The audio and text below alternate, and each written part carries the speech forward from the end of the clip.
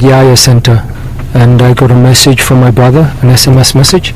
waxaan joogay magaalada dhinaceeda kale markii aan helay fariin xagga moobilka ah oo la iigu sheegay in walaalkii iga weyn Nuruddin uu ku jiro dhismaha Westgate oo ah halka mashaqada ay ka dhacday.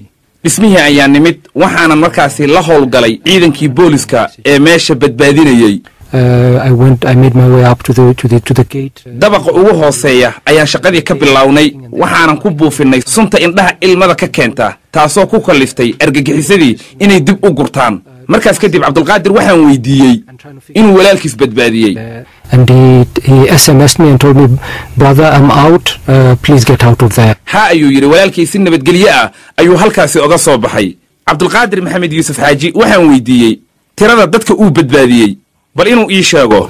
Atosha, I cannot tell you exactly the number of people we rescued or we managed to get out of the mall, but in my recollection there were quite a number of people, and I don't ma garan karo mana xisaabin karo dadkii aan badbaadiyey.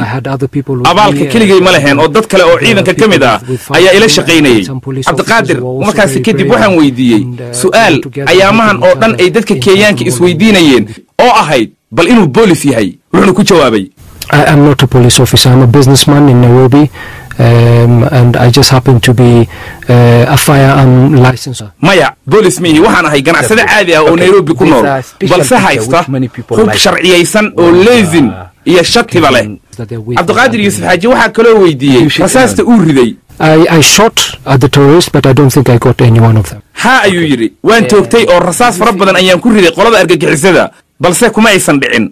intaa kadib Cabdulqaadir waxaan weydiiyey bal inuu ii xaqiijiyey inuu arkay qaar argagixisada ka mid ah. I saw one of them. He clearly looked like he was Kenyan. He was dark-skinned. He was wearing a black. ha mid ayaan arkay wuxuu ahaa Kenyan oo nin madow ah. Kenyan markaan ku leeyahay dadka kale Kenyaanka Soomaali ma ahayn. madaxana waxaa ugu duubnaa mara madow oo weliba cimaamad ma ahan. cimaamada Soomaalida lagu yaqaano ee kuwa cadcad kuwa gudguduudan ma ahan ee ay islaamka qaataan.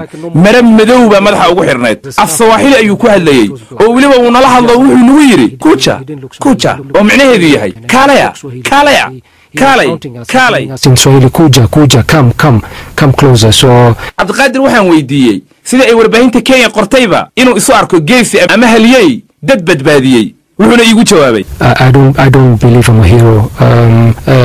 I'm just somebody who found myself in maya isuma arko haliyey waxaan isku arkaa nin bini aadam ah oo badbaadiyey bini aadam kale lana kulmay xaalad markaasi taagneed. waxaan sameeyey wax walbo qof bini aadam ah uu sameyn lahaa. Cabdulqaadir waxaan weydiiyey bal inuu tababar military inaba qaatay. No, I don't have any formal training at all.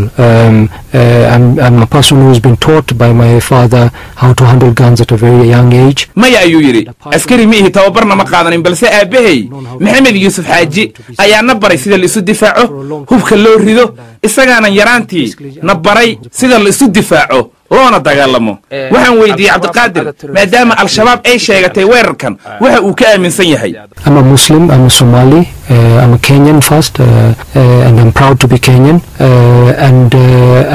Muslim baan ahay, Somali baan ahay, weliba Kenyan ah oo Kenyanimadiisa ku faraxsan. maxay u laynayaan Soomaalida hadday islaam yihiin? Soomaali ay ku dilaan ma matalaan mana ahan islaam. For the sake of Muslims, the Al-Shabaab kill other Muslims in Somalia.